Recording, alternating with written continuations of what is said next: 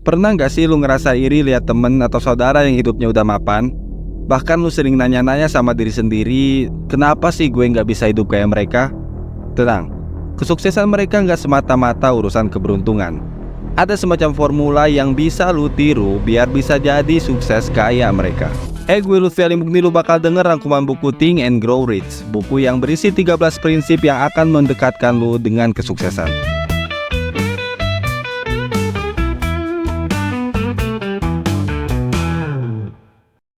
Buku Think and Grow Rich adalah buku tua yang ditulis oleh penulis terkenal asal Amerika, Napoleon Hill. Bacaan yang pertama kali terbit tahun 1937 ini berisi 13 prinsip atau tahap yang dimiliki orang-orang sukses. 13 prinsip ini nggak muncul begitu saja. Si Hill menghabiskan waktu 20 tahun untuk mempelajari kebiasaan, filosofi, dan strategi orang-orang sukses yang hidup di zaman dia.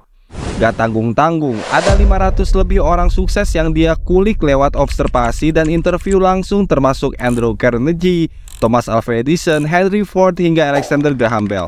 Nah, hari ini lu bisa tahu hasil kerja keras si Hill itu. Ini dia 13 tahap atau prinsip yang membentuk mindset dan mental orang sukses versi Napoleon Hill. Kalau lu gak pengen banget sama impian yang ada di kepala lu gak bakal mikirin cara mencapainya. Desire alias hasrat yang kuat adalah katalis kesuksesan. Hasrat menjadi elemen penting yang mendorong seseorang buat mengurai angan-angan menjadi tujuan konkret yang realistis buat dicapai. Kebanyakan orang sukses memulai perjalanan mereka dengan hasrat untuk mencapai atau memiliki sesuatu. Hasrat tersebut ngasih mereka visi yang jelas dan dorongan motivasi untuk berkomitmen pada apa yang mereka mau capai. Akhirnya, hasrat ini juga yang menciptakan mindset yang dibutuhin buat terus maju menerjang berbagai risiko yang harus mereka hadapi. Nah, kalau lu pengen seperti orang-orang sukses itu, setiap ada keinginan yang lu rasa kenceng banget lu maunya, tulis. Terus rajin-rajin lu tengok tulisan itu, biar hasrat lu sama tujuan tersebut gak hilang. Gimana lu mau sukses kalau lu sendiri gak yakin lu bisa sukses? Orang sukses punya kepercayaan diri sama visi mereka. Kalau lu ragu, pikiran lu juga ragu buat mengeksekusi apa yang ada di bayangan lu. Akhirnya lu cuma maju mundur gak pergi kemana-mana. Kata si Hill, ketika keyakinan kawin sama hasrat yang kuat, akan lahir motivasi yang bisa mendorong lu melakukan tindakan nyata. Buat memupuk keyakinan, lu bisa lakukan dengan terus-menerus ngasih makan pikiran pakai afirmasi dan visualisasi positif. Nah, sejalan dengan ini, si Hill ngasih jurus yang dia sebut autosugesti. Autosugesti adalah upaya mempengaruhi alam bawah sadar dengan cara mengulang-ulang afirmasi positif. Hill menekankan betapa pentingnya self-talk alias ngobrol sama diri sendiri untuk menyamakan persepsi tentang tujuan yang ingin dicapai.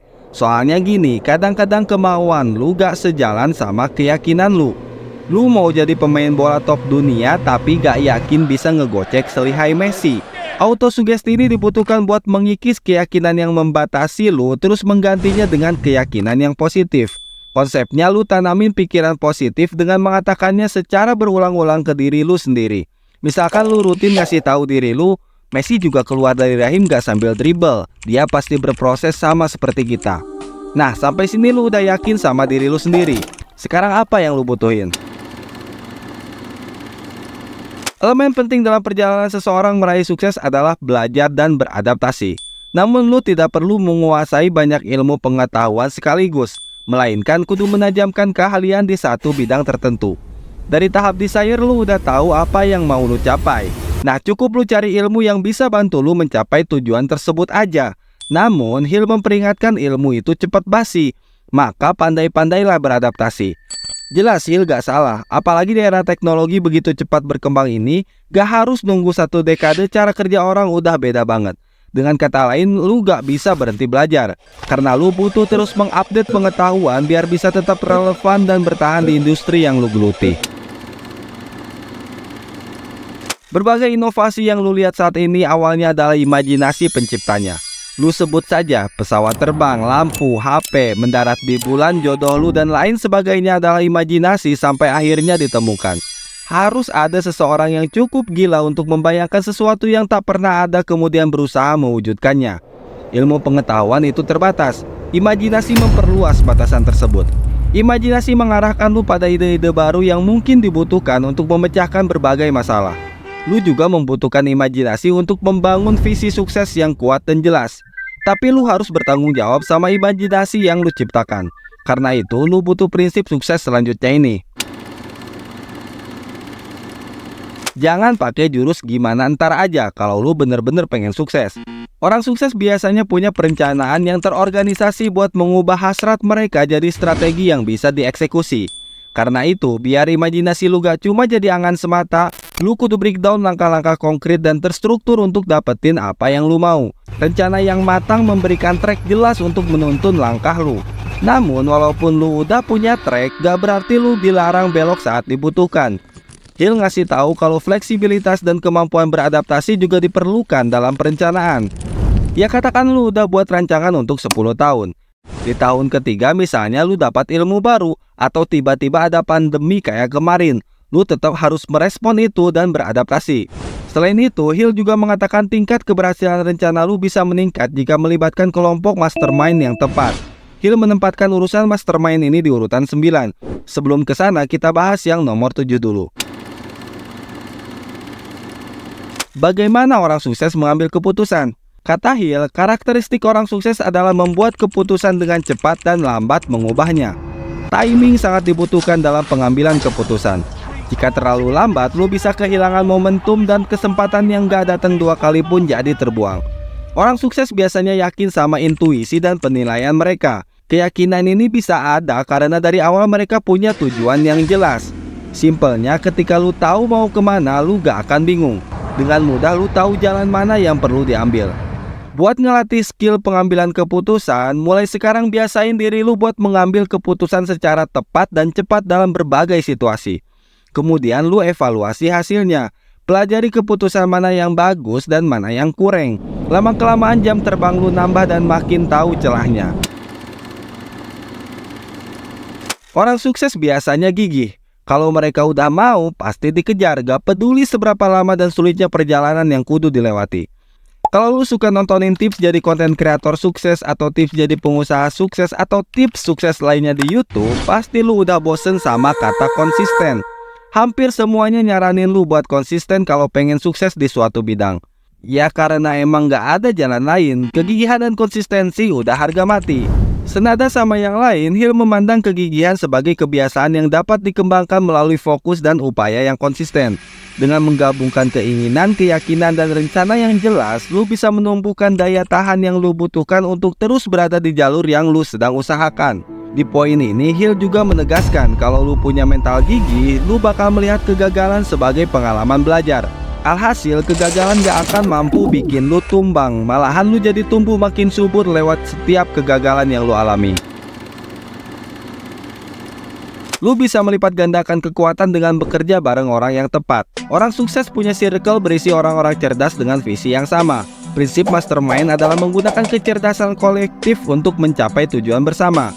Lu butuh orang lain buat ngasih pandangannya tentang ide lu. Perspektif dari orang lain menawarkan opsi lebih luas. Input dari orang lain bisa mengisi celah dari perencanaan yang lu buat. Kalau nemu orang-orang yang bisa lu ajak diskusi, rangkul mereka jadi bagian dari kelompok mastermind lu. Mengajak orang lain untuk kolaborasi juga membantu lu buat mencapai kesuksesan yang lebih besar yang gak mungkin lu capai kalau sendirian. Nah, dari 13 poin yang disampaikan Hill, ini poin paling menarik buat gue. Kita tahu kalau hasrat seksual adalah energi yang memberikan dorongan kuat. Si Hill menangkap bahwa orang sukses menyalurkan energi besar ini untuk menghasilkan output yang kreatif dan produktif. Banyak karya besar yang tampaknya menggunakan konsep ini. Kita juga bisa menengok lukisan-lukisan terkenal yang mengkonversi hasrat seksual menjadi seni yang indah. Prinsip ini juga bisa diterapkan di bisnis. Seperti yang lu tahu, banyak produk yang mengakomodir aktivitas enak-enak. Energi besar ini juga bisa jadi motivasi kuat dan awet dalam upaya pengembangan diri. Misalkan lu jadi rutin olahraga biar badan lu menarik di mata lawan jenis, atau biar stamina lu meningkat sehingga lu punya durasi lebih lama. Pokoknya gitu aja, gue bisa panjang lebar kalau ngebahas ini. Sebelum gue keasikan, kita pindah ke poin yang ke-11. Pikiran bawah sadar kasih pengaruh besar terhadap cara berpikir dan kebiasaan seseorang.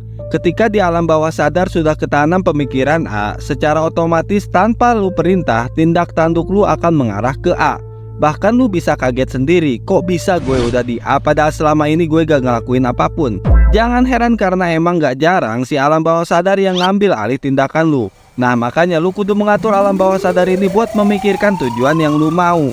Caranya dengan melakukan autosugesti seperti yang udah gue bahas tadi. Peran otak untuk menyebarkan dan menerima pikiran jadi kunci penting dalam mewujudkan kesuksesan. Kata si Hill, energi pikiran bisa mempengaruhi lingkungan di sekitar lu. Ketika lu positif, keberadaan lu akan menarik orang-orang positif buat dateng. Tak jarang kesempatan pun akan ikut tertarik sama kekuatan pikiran yang lu punya. Konsepnya mirip seperti Law of Attraction yang udah cukup populer. Bisa dibilang buku si Hill ini cikal bakal tercetusnya hukum tarik-menarik tersebut. Indra keenam ini nggak ada kaitannya sama indigo-indigoan. Maksud The Sixth Sense di sini adalah intuisi. Orang sukses punya feeling yang kuat. Seringkali mereka nggak pakai analisa panjang dalam mengambil keputusan. Cukup ngandelin kata hati alias intuisinya. Namun kualitas intuisi ini tentu saja dipengaruhi sama pengalaman, pengetahuan, dan berbagai aspek lainnya. Ibarat nambahin garam ke sayur. Kalau lu baru masuk dapur sekali, kemungkinan sayur lu keasinan sangat tinggi. Kecuali lu pakai buku resep biar tahu takaran garam yang pas. Beda sama ibu lu, dia cuma ngandelin intuisi. Tanpa buku resep beliau bisa tabur garam dengan pede dan hasil akhirnya selalu enak. Tuntas, udah 13 prinsip yang membentuk mindset dan mental orang sukses dari buku Think and Grow Rich gue sampein. Tentu saja lu butuh baca bukunya biar lebih paham tentang maksud dari setiap poinnya. Silakan beli bukunya di link yang gue taruh di deskripsi. Bye-bye.